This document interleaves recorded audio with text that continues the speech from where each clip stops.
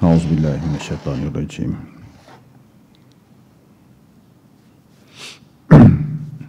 Bismillahirrahmanirrahim. Assalamualaikum warahmatullahi wabarakatuh. Innal hamdalillah nahmaduhu wa nasta'inuhu wa nastaghfiruh wa na'udzu billahi min syururi anfusina wa min sayyiati a'malina may yahdihillahu fala mudilla lahu wa man yudlil fala hadiya lahu wa asyhadu an la ilaha illallah wahdahu la syarika lahu wa asyhadu anna Muhammadan abdullah wa rasuluh amma ba'd. Qala rabbi shrah li sadri wa yassir li amri wahlul 'uqdatam min lisani yafqahu qawli. Subhanaka la ilma lana illa ma 'allamtana innaka antal alimul hakim wa la haula wa la quwwata illa billahil aliyyil azim. Allahumma amin. Yang dimuliakan Tuan Imam, Tuan Bilal yang berusaha pengerusi surau, timbalan pengerusi saf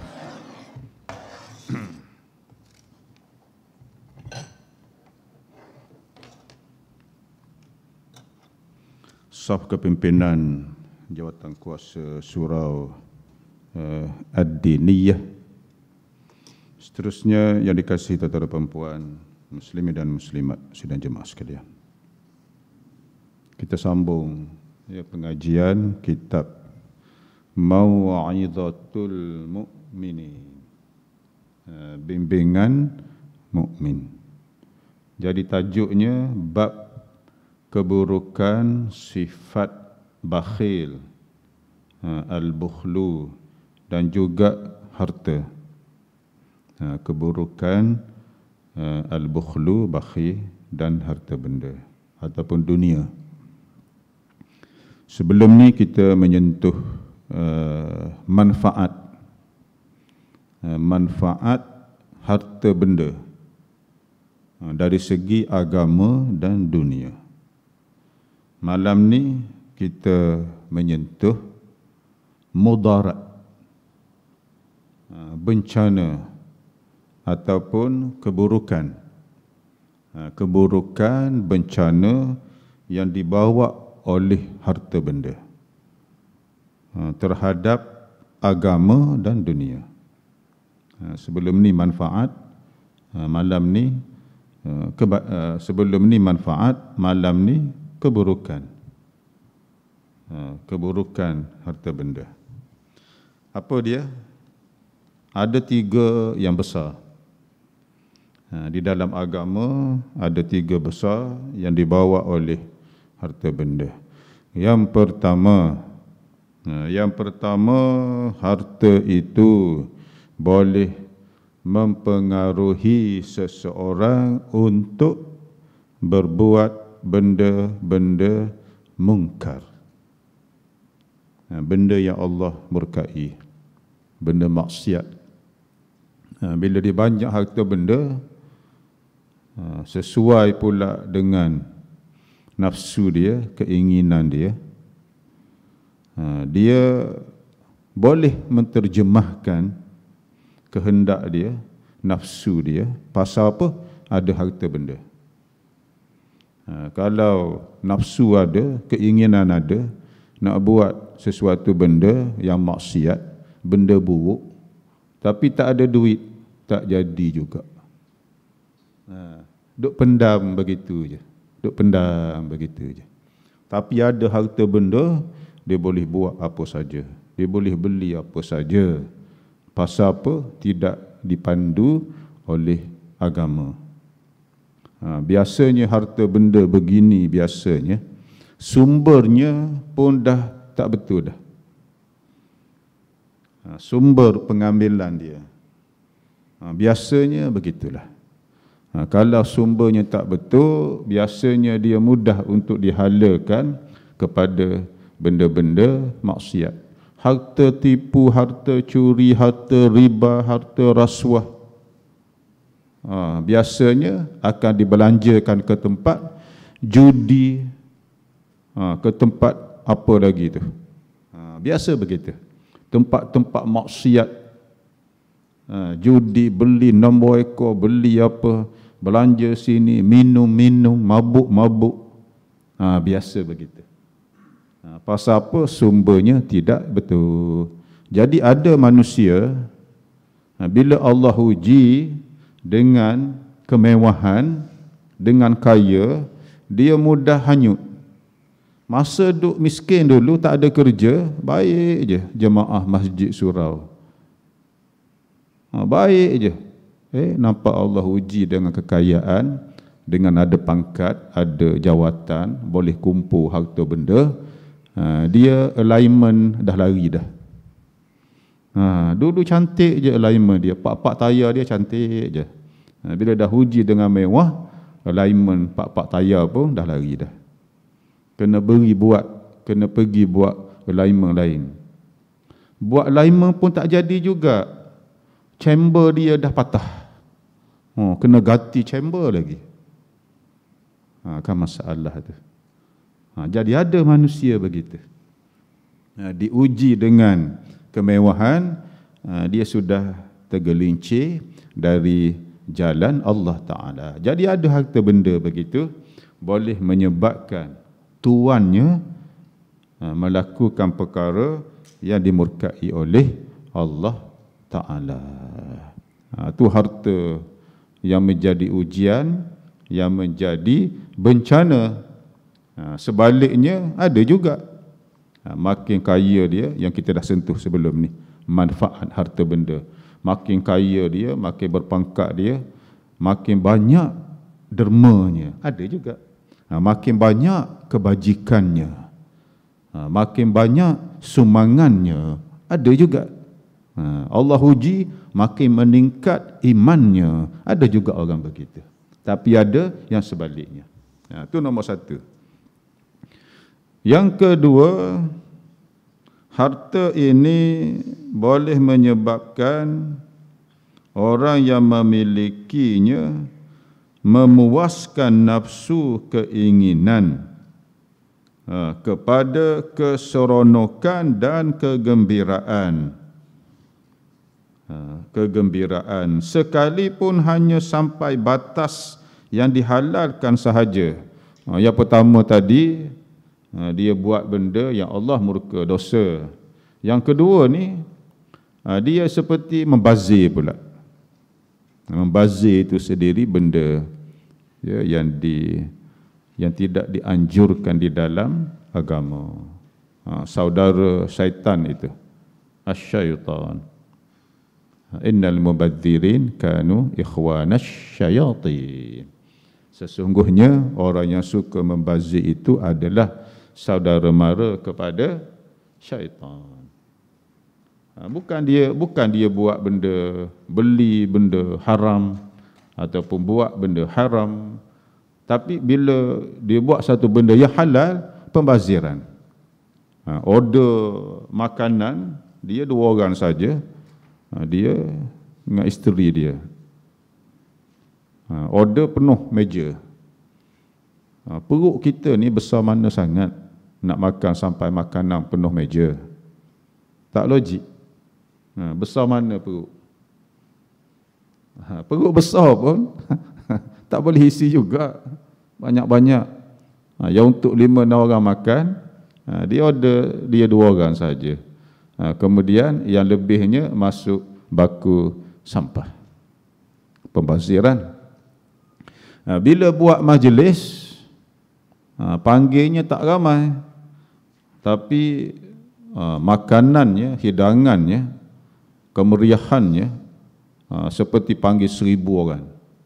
Berlaku pembaziran. Di situ kalau ada unsur ar-riya', maknanya lagi teruklah. Nak menunjuk-nunjuk. Ada tuan punya harta begitu sifatnya. Sehingga berlaku pembaziran, dan itu juga dikutuk di dalam agama. Walaupun harta itu halal dan dia makan minum benda halal, tetapi pembaziran itu tidak halal. yang dikutuk di dalam agama, bahkan dia termasuk di kalangan saudara mara syaitan. Yang ketiga, harta itu boleh melalaikan seseorang dari berzikir kepada Allah. Bagaimana tu? Sebelum banyak harta benda, tak banyaklah masa untuk mengiranya. Bila dah banyak harta benda, nak kira tu makan masa. Bayangkan dia punya bisnes dah semakin membesar, empire perniagaan, Megah Holding umpamanya. Besar, berapa dia punya staff dia. Dia nak kira berapa hari baru siap nak kira. Sebelum ada holding, sebelum ada empire perniagaan, rajin lepas solat berzikir. Lagi imam tak bangkit, imam tak amin doa, tak bangkit dia tunggu imam 5 minit, 10 minit. Ada tahlil, tunggu. Ada baca yasin, tunggu. Lepas tu ada makan-makan, mereka makan sama dengan Pak Imam, jemaah. Banyak masa untuk bersilaturahim. Tapi bila dah diuji dengan harta benda yang banyak, sibuk dia. Lepas solat, Assalamualaikum warahmatullahi, kanan je. Yang kiri tak sempat. Yang kiri tak sempat, melompat dia. Terus, I'm busy. Ada meeting lah dengan siapa-siapa, Tan Sri mana, Datuk Seri mana. Ada meeting, sibuk. Manja aja. Lepas meeting, balik rumah, tak tidur lagi. Walaupun sampai dah pukul 12, pukul 1 pagi, duk kira lagi. Tender ni kalau I dapat, berapa ni? Ada dalam 200 juta ini. Nak buat highway ke mana ni? Merentasi selat mana tu, laut mana tu. Ada dapat dalam 7 bilion. Dia pun kira dah. Yang ni nak sak pada siapa? Yang ni nak sak pada siapa? Yang ni tengok-tengok 3-4 pagi dah. Tak siap lagi, mengantuk tidur. Sambung lepas subuh besok pula. Tengok masa yang sebelum ini, dia berzikir, berwirid, baca Quran, solat sunat. Diuji dengan harta, dah habis semua tu dah.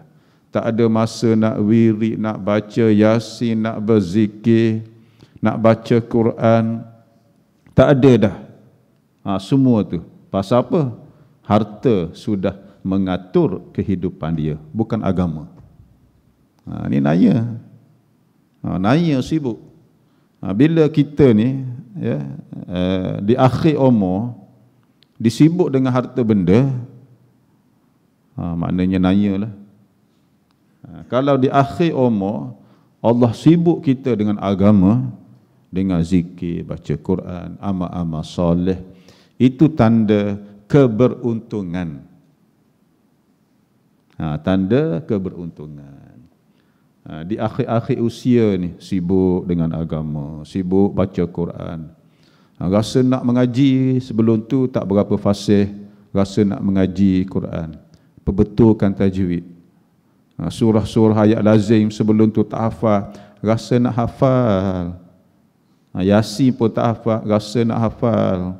Itu tanda kebaikan, tanda Allah sayang.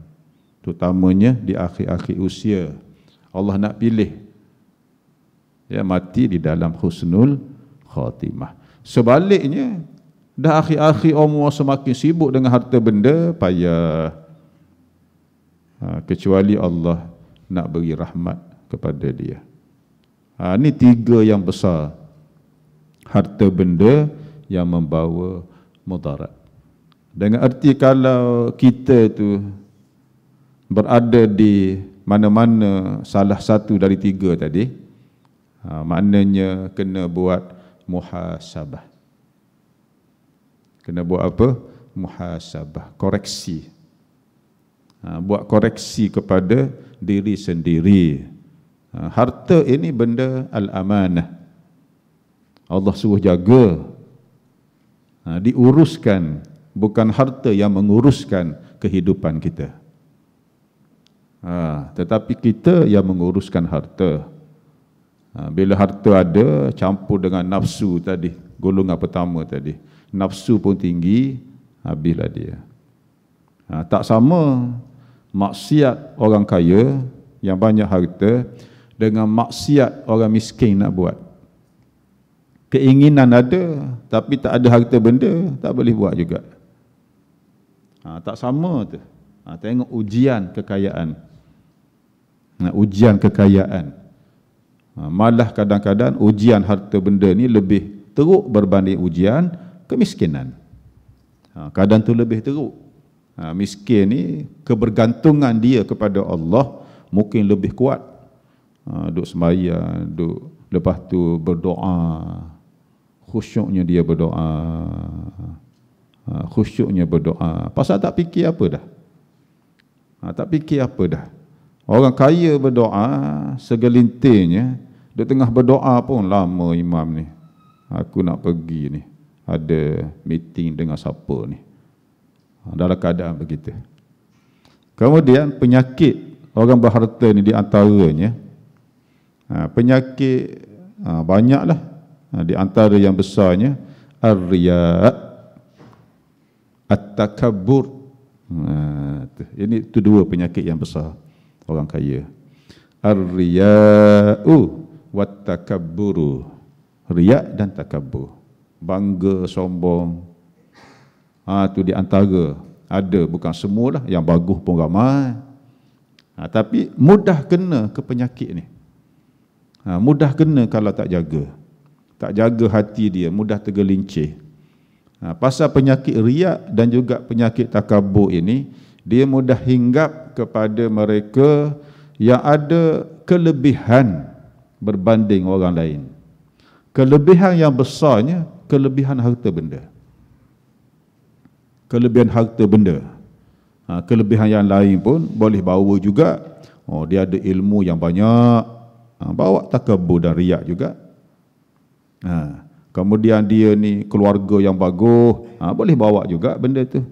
Dia penampilan dia bagus, penampilan lebih segak, handsome, mungkin takabur juga, lebih jelita, mungkin membawa kepada riak takabur juga pakaiannya. Tetapi harta benda ni penyakitnya lebih banyak.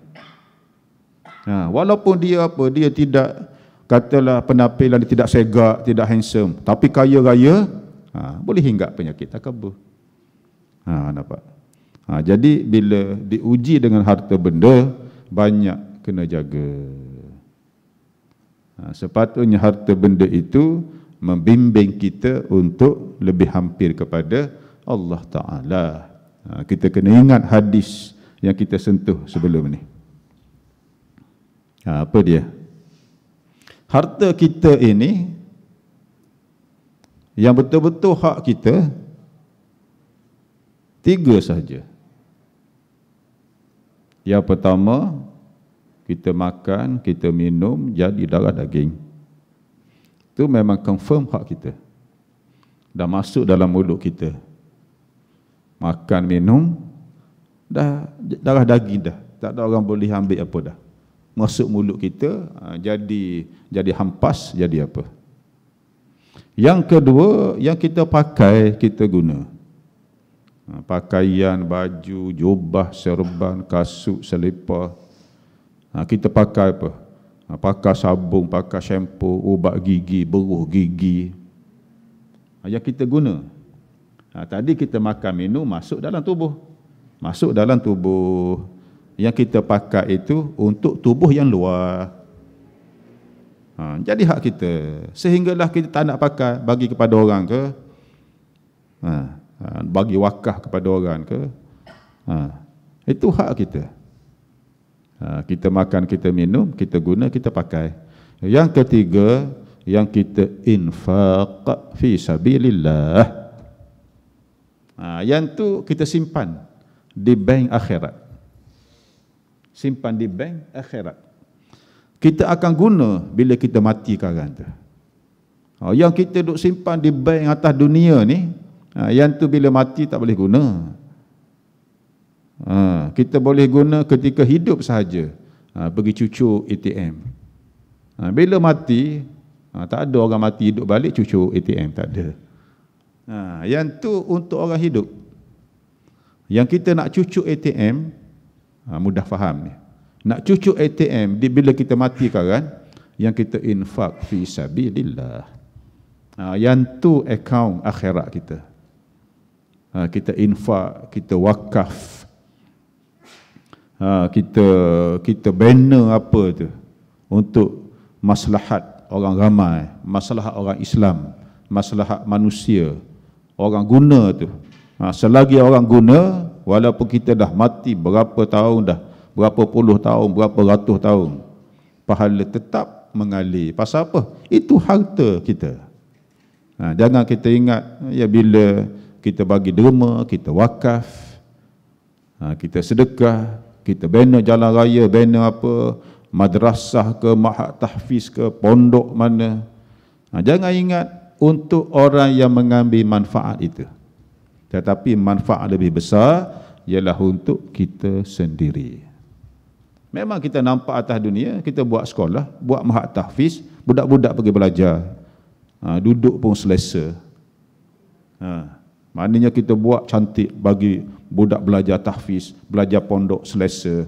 Nampak atas dunia, mereka ni yang mengambil manfaat. Tetapi sebenarnya manfaat untuk kita sendiri. Bila tu? Bila kita mati sekarang. Baru nampak kehebatan amalan wakaf. Amalan sedekah. Ya, amalan kita buat sesuatu untuk maslahat umum. Jadi 3 benda tu kena jaga supaya tidak terjerumus ke dalam fitnah harta benda. Seterusnya, apakah dia keburukan sifat tamak? Tamak ataupun haloba. Tamak ataupun haloba. Kita panggil loba, loba juga. Sifat tamak. Tamak ini terpuji. Ada juga sifat tamak yang terpuji. Bila di dalam agama kita disuruh supaya tamak di dalam agama. Bagaimana? Tamak untuk mendapat pahala di sisi Allah. Fastabiqul khairat. Bersegeralah kamu, berlombalah kamu untuk mendapat kebaikan, kebajikan, berbuat amal-amal yang soleh. Itu sifat tamak yang terpuji. Wa fi dzalika falyatanafasil mutanafisun. Pada mendapatkan kebaikan, hendaklah orang berlomba-lomba tamak untuk dapat pahala, dapat rahmat, dapat anugerah di sisi Allah. Itu tamak terpuji. Yang dikejinya mazmum, yang tadi itu mamduh ataupun mahmud, yang dipuji.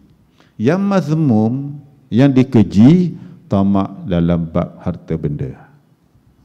Biasanya sifat tamak ini dihubungkan dengan mendapat harta benda dengan apa cara sekalipun.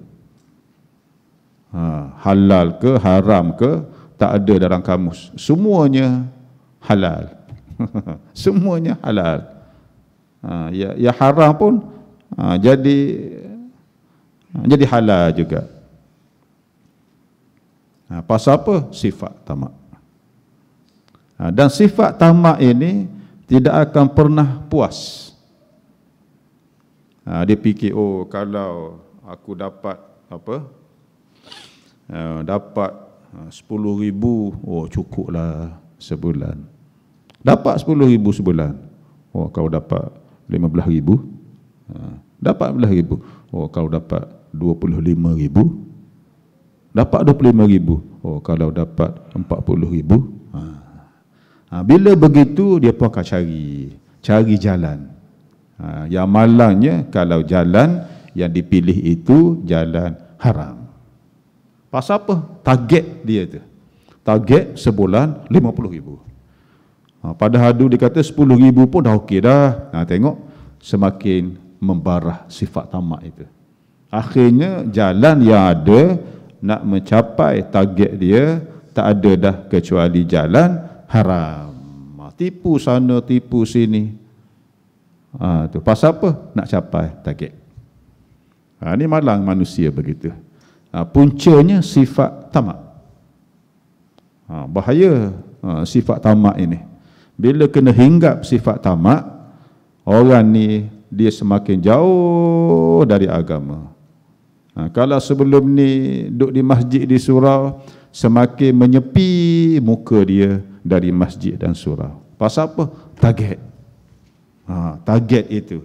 Cara mana pun buatlah, asalkan ya mencapai target. Itu bahaya. Jadi kalau begitu kehidupan, halal haram sudah tidak menjadi perkiraan dia. Yang banyaknya biasanya haram lah, sifat tamak itu. Sabda Nabi sallallahu alaihi wasallam, "Lau kana libni Adam wadiyan min dhahabin labtagha lahuma thalithan." Kalaulah manusia ini dia ada 2 lembah emas, tentu dia bercita-cita nak ada 3. Tengok, 2 lembah emas. Lembah ni, wadi ni, mana satu oasis. Oasis mana besar lah. Satu lembah penuh dengan emas. Satu pun dah tak habis nak makan dah. Bagi kita lah, satu pun tak dah habis nak makan dah. Orang kaya-kaya tak cukup. Kita ni roti canai harga RM2.5. Itu pun roti canai. Roti canai RM2.5. Roti canai telur. Roti canai sarang burung mau RM3. Dia tengok burung berapa ekor. Kalau burung tu 2 ekor, mau RM4. Kalau burung tu seekor, telur sebiji je. Itu sarang burung, roti canai sarang burung. Dia orang bilioner, milioner, mana dia makan roti canai RM2? Roti canai sama juga, teh tarik pun sama juga, tapi satu gelas mau RM20. Roti canai pun tambah 1 digit lagi. Tak pernah cukup. Ada 1 lembah emas, ada 2 lembah kata Nabi. Dia hendak tambah lagi 3. Tambah lagi 3. Tengok orang yang paling kaya atas dunia. Dia sentiasa berusaha nak tambah lagi. Harta dah berapa bilion. Berapa bilion, nak tambah lagi. Melabur lagi. Beli syarikat tu lagi. Beli syarikat ni lagi. Dia nak buat apa sebenarnya? Bagi kita mudah je. Di sisi Allah, kita yang paling kaya. Di sisi Allah, kita yang paling kaya. Pasal apa? Raka'ata al-fajri khairu minad dunya wa ma fiha. 2 rakaat solat sunat subuh lebih baik berbanding dunia dan isinya. Tak ada boleh lawan dah. Biar letak kat situ. Tamaknya di situ. Tamaknya. Bukan tamak kepada harta benda. Pasal apa? Jiwa tak pernah cukup. Tak pernah cukup. Pasal apa sifat tamak? Tengok Nabi sebut tadi. Ada 4, ada 2 dah lembah emas. Nak nombor 3 pula. Cara mengobati tamak. Yang pertama, hendaklah membiasakan diri hidup bersederhana dan tidak berlebih-lebihan dan menjauhi kemewahan. Walaupun dia ada harta benda, gunakan yang dia bayar lebih kerana tempat mewah itu. Derma kepada fakir miskin. Derma kepada fakir miskin. Dia makan di mana sebelum ni? Makan di apa 5-star hotel dan sebagainya, ataupun restoran mana. Bayar mahal. Dia dah insaf, dah membazir. Yang beza tu derma, tolak derma kepada fakir miskin. Boleh membantu dia di akhirat. Kena latih begitu. Kenalah latih hidup ya bersederhana. Ini bagi Bagi mereka yang ada kemewahan dah, bagi orang dah memang hidup sederhana, biasalah, teruskan. Teruskan. Yang masalah juga, orang tak ada harta benda, nak berlagak hidup mewah, itu masalah juga. Itu masalah juga tu. Kalau diuji orang begini, habis hancur lebur lah. Dalam keadaan dia miskin, dia keadaan begitu pun nak berlagak juga hidup mewah. Masalah itu sanggup, sifat tamak itu yang sanggup buat apa saja tu. Pasal apa? Nak memenuhi keinginan dia, nafsu dia. Sanggup buat apa saja. Jadi yang pertama, biasakan hidup sederhana. Jangan suka membazir. Inilah yang merupakan sifat, namanya qanaah. Namanya qanaah. Rasa cukup dengan apa yang diberi oleh Allah Ta'ala. Jadi bila tamak, tak akan rasa cukup. Pasal apa? Kalau dia beri derma, nanti kan miskin dia. Pasal syaitan duk menakut-nakutkan dia. Syaitan ya'idukumul faqr. Syaitan menakut-nakutkannya, takut jatuh miskin. Padahal mana nak miskinnya, dia bilioner, dia milioner. Dalam keadaan begitu pun takut nak bagi derma, takut nak wakaf. Pasal apa? Takut miskin, jatuh miskin. Syaitan duk kata begitu. Tengok. Jadi sifat qanaah tu tak ada. Jadi sifat qanaah, rasa cukup, bersyukur, redha. Payah tu. Payah sifat tu. Tamak ini, orang miskin pun kadang-kadang kena juga sifat tamak. Tapi tak kaya-kaya juga. Keluar pagi, belum subuh lagi. Subuh dah tak solat dah. Nak bekerja. Kerja tu terpuji, tapi tak solat itu merupakan satu benda yang haram. Benda yang dimurkai oleh Allah. Keluar belum subuh lagi, kerja, zuhur mana, asar mana, balik-balik isyak. Kerja. Pasal apa? Nak kejar harta benda. Tapi tak dapat juga. Hari-hari begitu akhirnya, inna lillahi wa inna ilaihi raji'un. Inilah makhluknya manusia, na'udzubillahi min dzalik, miskin atas dunia, bangkit karan miskin juga di sisi Allah. Takut kita. Atas dunia hidup melarat, fakir miskin, kerja pun rajin bekerja, tapi tak dapat juga. Guna tenaga, guna kudrat, 4 kerat, tapi tak dapat juga. Mati dalam keadaan dimurkai oleh Allah. Bangkit karan di mahsyar, miskin juga, fakir miskin di sisi Allah. Na'udzubillahi min dzalik. Kan hanya tu. Ada manusia yang terpujinya, di atas dunia mewah, semua kelengkapan ada, tapi dia banyak khairatnya, kebaikan dia banyak, kebajikan dia banyak, dermanya banyak, sumbangan dia banyak, tapi tidak mengurangkan sedikit pun daripada harta benda dia. Bangkit di sisi Allah, dia pun kaya di sisi Allah. Tengok. Kita tidak begitulah. Harta benda itu bukan benda yang keji. Yang kejinya sikap. Cara kita menguruskan harta benda itu, jadi keji ataupun terpuji. Harta benda pun makhluk Allah Subhanahu wa taala. Bagaimana kita menguruskannya? Sikap kita menyingkapinya, itu yang dikira di sisi Allah Subhanahu wa taala. Kaya raya, banyak harta, banyak dermanya, terpuji di sisi Allah, jadi aset untuk dia di akhirat. Bangkit di sisi Allah, kaya raya dia di sisi Allah, di dalam syurga Allah. Atas dunia pun Allah beri kekayaan kepada dia. Bagaimana dia menguruskan? Tu tengok. Itu yang dikehendakinya di dalam agamanya. Ya. Dengan kita beri banyak sedekah, banyak sumbangan, tidak akan menjadikan kita miskin. Ya, duk fikir takut miskinnya tadi, syaitan duk menakut-nakutkan kita. Asy-syaitan ya'idukumul faqr. Ya. Ma'ala maniqtasada.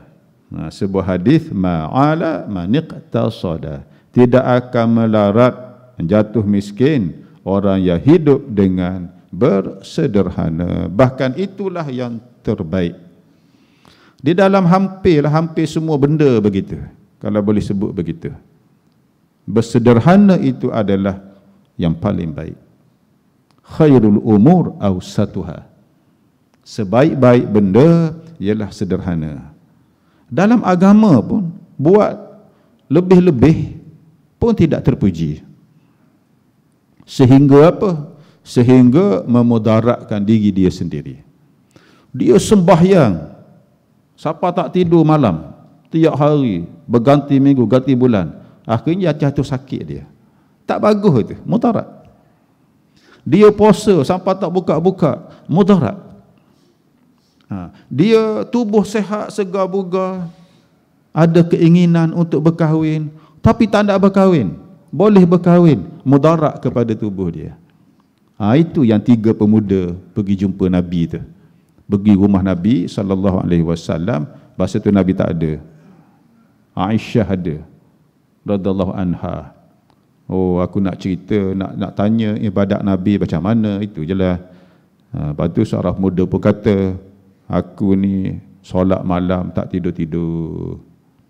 Yang kedua kata, aku ni puasa tak buka-buka, tiap-tiap hari puasa. Kemudian yang ketiga kata, aku ni tak nak kahwin, nak ibadat. Kemudian keesokannya, lepas Aisyah cerita pada Nabi SAW, esok pagi tu Nabi pun nampak 3 pemuda tadi. Oh, kamu pergi rumah aku semalam? Ya. Oh, begini, aku ni yang terbaik di kalangan kamu. Aku tidur, ada masa tidur, ada masa aku tak puasa sunat. Dan aku ni berkahwin. Faman raghiba an sunnati falaisa minni. Barang siapa tak suka cara hidup aku ini, dia bukan dari kalangan umatku. Tubuh kamu ada hak, mata kamu ada hak, keluarga kamu ada hak, semua kena tunai. Tengok, itu cara betul. Sebaik-baik benda awsatuha, sederhana. Cara makan pun, makan tak ingat dunia akhirat, makan suak makan.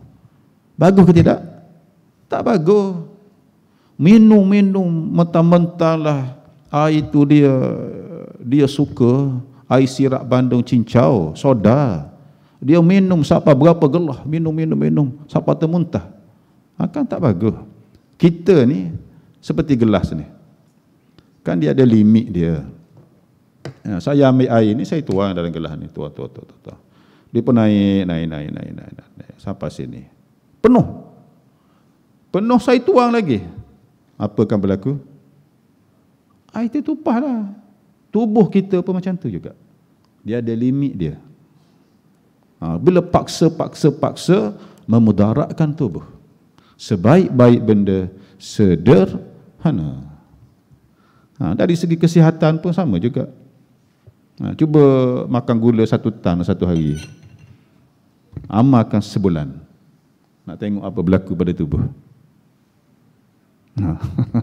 Dengan izin Allah lah. Cuba tengok. Cuba tengok. Tengok, sebaik-baik perkara khairul umur awsatuha. Hafal tu.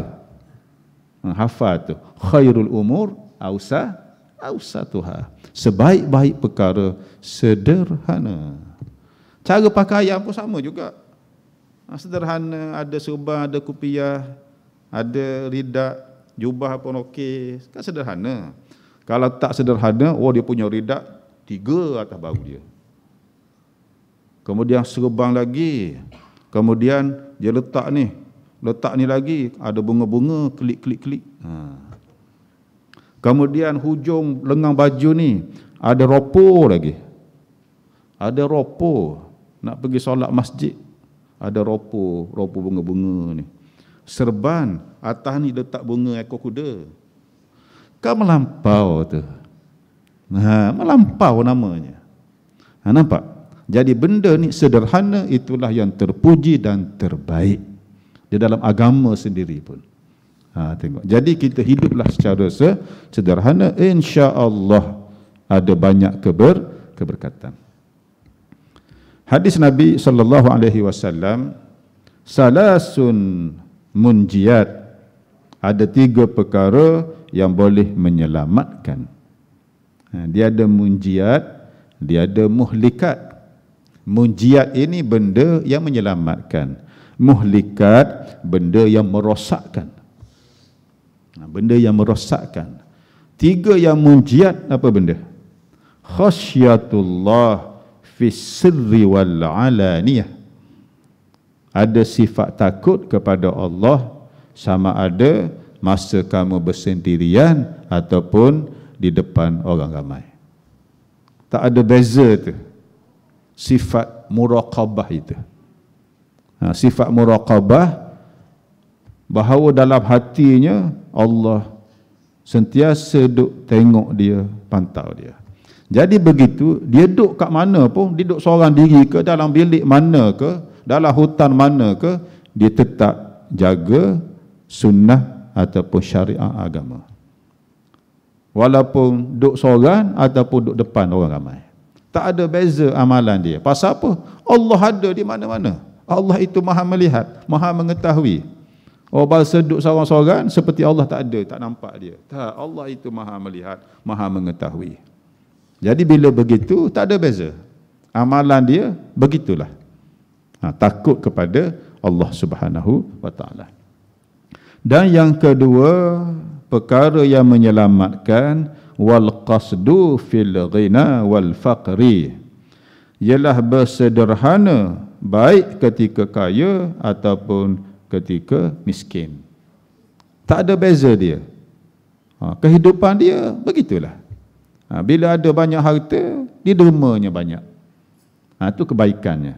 Dan yang ketiga, wal adlu fir ridha wal ghadab, bersifat adil dalam keadaan, bersifat adil dalam keadaan redha, dalam keadaan dia suka ataupun dia marah. Nak cari keadilan tu payah. Benda yang kita suka, kita pun nampak baik. Benda dalam keadaan marah, payah nak berlaku adil. Jadi kata Nabi, 3 sifat ini boleh menyelamatkan kamu di atas dunia, lebih-lebih lagi di negeri akhirat. Sebab itulah bila seorang sahabat pemuda, dia pergi jumpa Nabi, dia tanya, ya Rasulullah, beri nasihat. Lepas ni aku tak tanya orang lain dah. Beri nasihat. Nabi kata apa? La taghdab. Jangan cepat marah. Lepas tu lagi Nabi ulang sampai 3 kali. La taghdab, la taghdab, la taghdab. Tengok sifat tu. Jangan cepat marah, jangan cepat marah, jangan cepat marah. Bila manusia marah, kalau tak boleh kontrol lah, banyak benda yang kita boleh nampak daripada dia yang sebelum ni payah kita nak nampak. Sebelum ni dia bercakap lembut, bahasa pun murni, bahasa pun puitis-puitis bahasa dia. Tapi bila marah, satu kamus dewan keluar daripada mulut dia. Baru tahu the true color of him, baru tahu. Bila marah. Nampak? Sebab itulah nak tahu baik ataupun tidak seorang, di antaranya kena melazimi dia, duduk lama dengan dia ataupun musafir dengan dia. Tengok Sayyidina Umar, dia pernah seseorang pergi kepada dia, ya Amirul Mukminin, aku dengan dia tu baiklah, dia tu sahabat, cintalah, kasih. Sayyidina Umar kata, pernah tak kamu berjalan dengan dia ke musafir mana? Dia kata tak pernah. Kamu tak kenal lagi dia. Tengok. Dalam keadaan marah itu, kalau orang tu boleh kontrol dalam keadaan marah, terbaik dia. Biasanya bila marah, yang kita sebut tadi, satu kamus dewan semua keluar. Jadi boleh kontrol keadaan marah, itulah yang terbaik. Sebab itulah bila marah, Nabi suruh apa? Yang pertama, kalau boleh diam. Yang pertama diam. Kemudian kalau duduk berdiri, berdiri duduk. duduk baring. Kalau boleh tak nak ambil wuduk pun, ambil air, celup-celup air, basah-basahkan pipi, muka, biar sejuk sikit. Pasal bila marah ni, dia panas. Urat saraf pun mengembang, dia panas, menggelegak. Menggelegak marah dia. Dia panas. Pasal apa? Syaitan. Syaitan tu mengalir, dia dalam syarayin, dia dalam urat darah dia. Mata dia pun merah, sejuk, ekor begini pun boleh berpeluh. Syaitan duk mengalir di dalam saluran darah dia. Syaitan memang sukalah duk ganggu manusia. Jadi Nabi kata duduk, jangan bercakap, tenang. Terutamanya suami isteri. Suami isteri benda kecil pun boleh melenting. Duk simpang lama dah, cuma nak cari suis saja. Bila marah, payah. Dia bebangi terkeluar perkataan itu, lepas tu baru terduduk dia. Allah. Apa dia lepas 3 dah terduduk. Habislah. 3 dia lepas. Habislah, ada berlaku ni. Duk berjumpa, duk tanya macam mana ustaz. Allah, benda kecil sangat ustaz. Benda kecil je. Tapi dah dalam keadaan begitu, terlepas ustaz. 3 anak kecil, 5 orang anak. Baru nak fikir, rupanya baru ada kewarasan. Tadi duk marah, baru ada kewarasan, rupa-rupa duk fikir anak, fikir apa. Ada orang pergi jumpa Sayyidina Umar. Dia kata, Sayyidina Umar, aku ni dah lama kahwin dah. Rasa tak sayanglah ke bini aku, dia kata. Tak cinta dah ke bini aku. Sayyidina Umar kata, keluarga ni, kita dengan isteri, bukan cinta saja. Ada keluarga, tak tengok anak-anak kamu tu, tak tengok. Dia pun balik fikir, betul juga. Begitu. Puncanya sifat al-ghadab, marah. Jadi yang terbaiknya ialah memberi kemaafan. Wal-afina anin nas.